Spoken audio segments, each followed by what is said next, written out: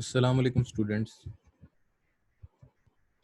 आज का जो हमारा लेक्चर है वो बेसिकली थोड़ा ब्रीफ लेक्चर है, छोटा लेक्चर है। वो है जर्नी ऑफ योर रिसर्च के बारे में कि आपका जो एमफिल का रिसर्च जर्नी है इसका टाइम फ्रेम कैसा होना चाहिए। तो आपसे पहले ये बेसिकली लास्ट फ्राइडे का लेक्चर है, मैं रिवाइज कर रहा हूँ। तो अगर कोई नया स्टूडेंट है तो वो मुझसे क्वेश्चन पूछ सकता है। अगर कोई पुराना स्टूडेंट है जिसने फ्राइडे को लेक्चर ले लिया था, मेरे हमें जुमेरात वाले दिन लेक्चर ले लिया था, वो बेशक जा सकता है। जो आपका ये एमफिल का जर्नी है, ये एक्सपेक्टेड है कि 2 साल या 2.5 साल में ख़त्म हो जाएगा इंशाल्लाह। अब इसमें अगर 2 साल देखे जाएं तो 4 सेमेस्टर बनते हैं, और अगर 2.5 साल देखा जाए तो 5 सेमेस्टर बनते हैं। 2 साल के अंदर पहले 2 साल 2 सेमेस्टर जो है वो आपका कोर्स वर्क है। क्लास 1 मिनट में वीडियो लेक्चर अपलोडिंग पे लगा दूँ पीछे।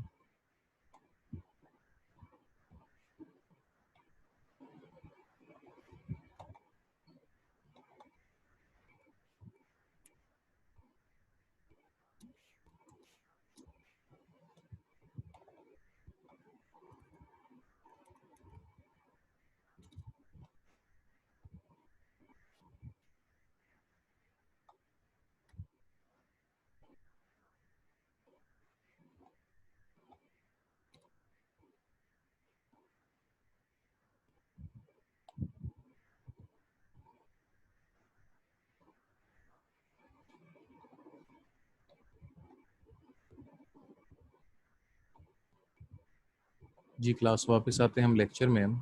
जो आपका एमफिल का ड्यूरेशन है वो 2 साल से 2.5 साल के दरमियान का है। 4 सेमेस्टर आपके लगेंगे अगर आप 2 साल में पूरे करते हैं, 2.5 साल अगर 5 सेमेस्टर लगेंगे अगर आप 2.5 साल में पूरे करते हैं।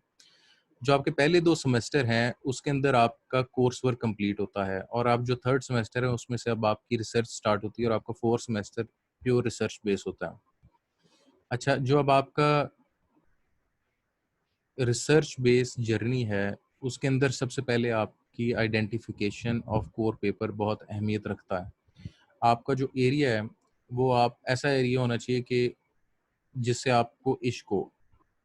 उसकी वजह ये है कि जो ये रिसर्च प्रॉब्लम है ना, ये बेसिकली आपको रुला भी सकती है, क्योंकि आपको कई दफ़ा उसका सोल्यूशन नहीं मिल रहा होगा, लेकिन फिर भी आपको कमिटमेंट करके उसके साथ रहना पड़ेगा।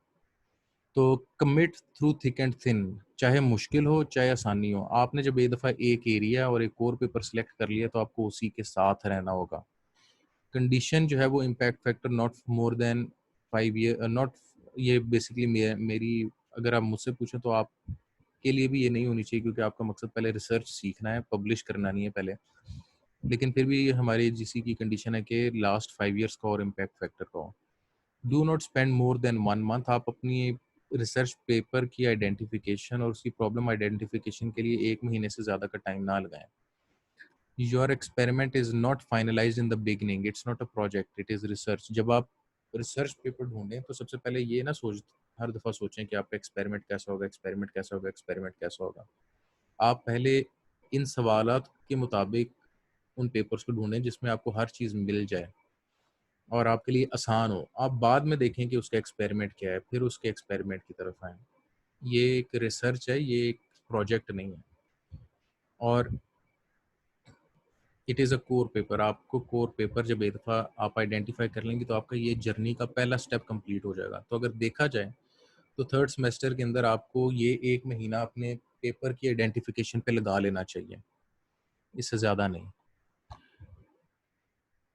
जब आप थर्ड सेमेस्टर में होंगे तो आप 6 मंथ्स डेडिकेट कर सकते हैं अपने कोर पेपर को आइडेंटिफाई करने।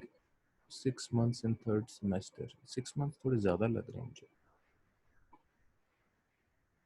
अच्छा चलो देखते हैं।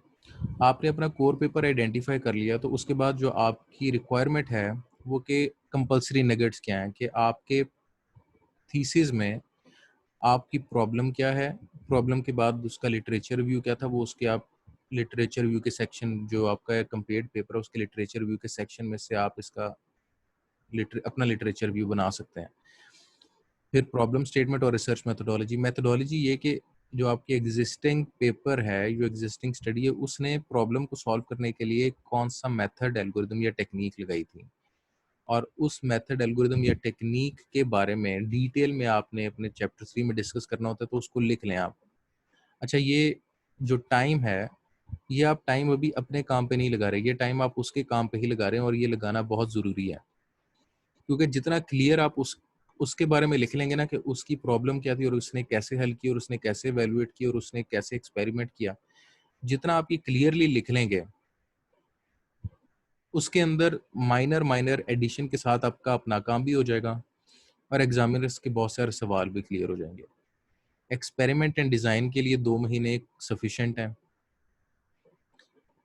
उसके बाद आप जब एक्सपेरिमेंट कर लें तो आपके पास रिजल्ट्स और सिंथेसिस आ जाएगा। रिजल्ट्स और सिंथेसिस में फ़र्क ये, रिजल्ट्स आपका परसेंटेज वाइज आइडेंटिफाई करता है। बेसिकली रिजल्ट आपकी इम्प्रूवमेंट होती है कि कितने परसेंट आपने इम्प्रूव किया एग्जिस्टिंग वर्क के मुकाबले में, लेकिन अब वो इम्प्रूवमेंट किस वजह से हो रही है उसको हम सिंथेसिस कहते हैं। ये जो पूरा का सेक्शन है, ये आपका जो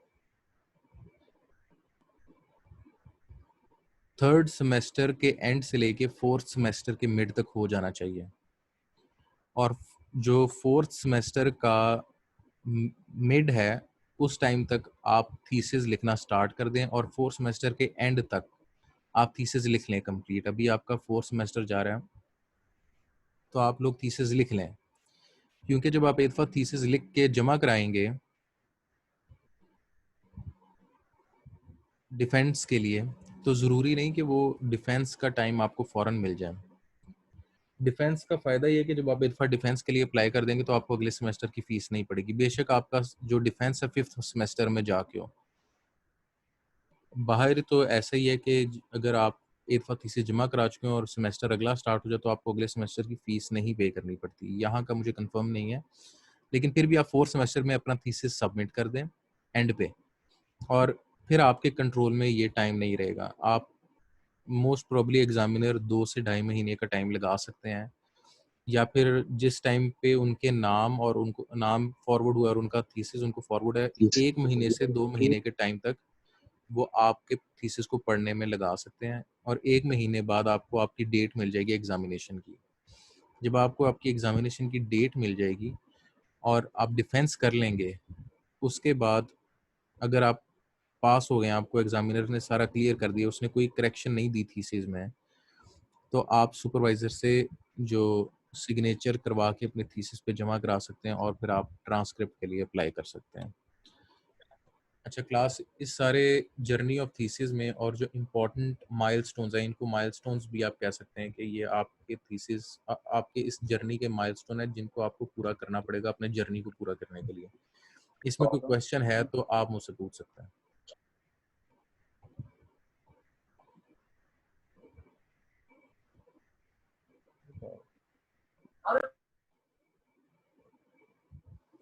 एक्सक्यूज मी सर। हाँ जी, सर मेरी आवाज़ आ रही है? आवाज़ आपकी बहुत कम आ रही है।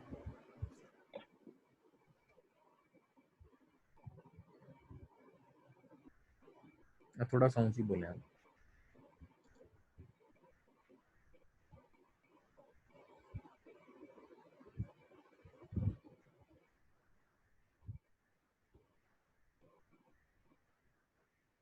Hello, excuse me sir. मैं फिर कहूँगा आप थोड़ा सर सा मेरा ऊंची बोलें, क्वेश्चन है आपकी कि आवाज़ कम आ ये रही जो है। होता है लिटरेचर जो जितना नाम बात है। आपकी आवाज़ कम आ रही है।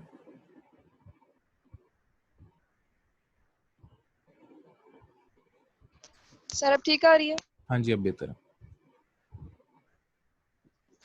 सर मैंने ये पूछना, व्यू ऑफ लिटरेचर में हम लिखते हैं जितना भी पहले काम हुआ होता है, एल्गोरिथम यूज किया है, कौन सा डाटा सेट यूज, उसमें ये लिखते हैं रिव्यू ऑफ लिटरेचर में। नहीं, आप तो डेटा सेट के बारे इंट्रोडक्शन में में हमें क्या ज़्यादा करना होता है? लिटरेचर व्यू में नहीं लिखते हैं।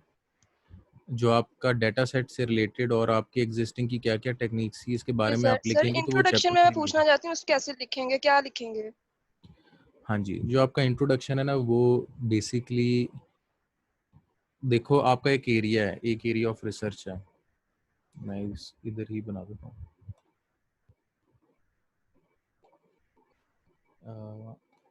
लेट्स सपोज जी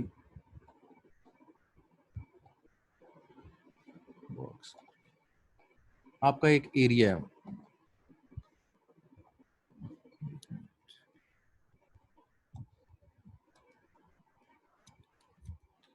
जिस तरह मैं अपना बताता हूँ, मेरा जो एरिया था ना वो था रिकमेंडर सिस्टम्स।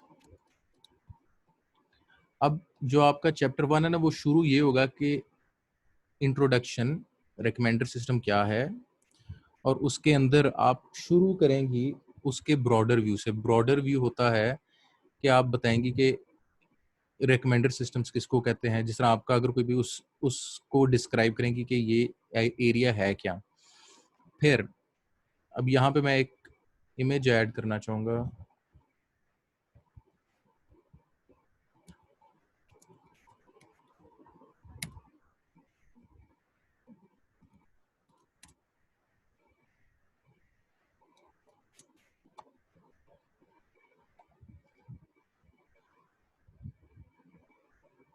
ये इसको हम फनल कहते हैं। फनल का मतलब, ये फनल का काम होता है फिल्टर करना। अगर आपने केमिस्ट्री पढ़ी हो, कोई भी सोल्यूशन है तो आप बेसिकली फिल्टर पेपर इस फनल के अंदर लगा के इसमें सोल्यूशन पोर करते थे, और वो ऊपर क्वांटिटी ज़्यादा होती थी लेकिन नीचे से प्योरीफाइड फॉर्म में आपके पास सोल्यूशन आ जाता था। चैप्टर 1 का मकसद ये है कि आपका यहाँ आउटपुट पे ना प्रॉब्लम और प्रॉब्लम के क्वेश्चंस, जो आपके रिसर्च क्वेश्चंस है, वो क्लियरली फिल्टर होके बाहर आए। लेकिन क्योंकि एग्जामिनर एक लेमैन है, वो उसको नहीं पता कि आपकी रिसर्च क्या थी, तो वो जब पढ़ना शुरू करें ना, तो आप उसको ब्रॉडर एरिया बताएं कि ये एरिया क्या है। फिर इस एरिया के अंदर ये वाली प्रॉब्लम एग्जिस्ट करती है, और जब आप एक दफा प्रॉब्लम का तज़किरा कर देंगी तो आपकी हेडिंग बदल जाएगी, वो हो जाएगी प्रॉब्लम बैकग्राउंड, कि ये ब्रॉड एरिया है, इसमें ये प्रॉब्लम एग्जिस्ट करती है, इस प्रॉब्लम के सोल्यूशन के लिए ये रिसर्चर्स ने ये काम किए हैं, ये मेथड्स और ये टेक्निक्स हैं, वो 10 हो 12 हो। फिर आप कहेंगे कि इन टेक्निक्स में से ये जो टेक्निक्स हैं, इसके एग्जिस्टिंग रिसर्चर्स आइडेंटिफाई करते हैं कि इन टेक्निक्स में ये लिमिटेशंस हैं, और इन लिमिटेशंस को किसी और तरीके से हल किया जा सकता है। तो आपका रिसर्च क्वेश्चन आएगा, रिसर्च क्वेश्चन, रिसर्च प्रॉब्लम आएगा, और रिसर्च प्रॉब्लम के बाद आपका रिसर्च क्वेश्चन बन जाएगा।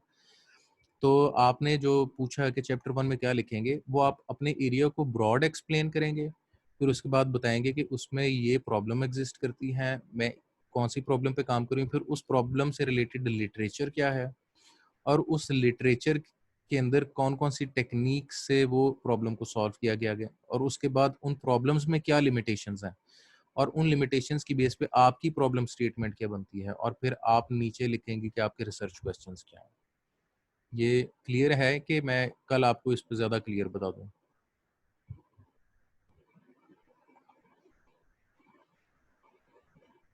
क्योंकि मेरे पास अभी डायग्राम नहीं थी आपको दिखाने के लिए, तो मैं, अगर आप अगर आपको नहीं क्लियर हो तो मैं कल ये बेहतर डायग्राम के साथ आपको एक्सप्लेन कर दूँ।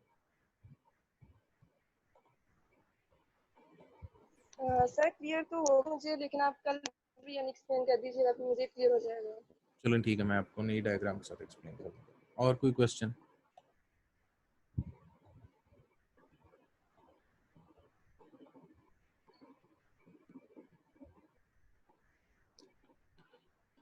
क्लास और कोई क्वेश्चन?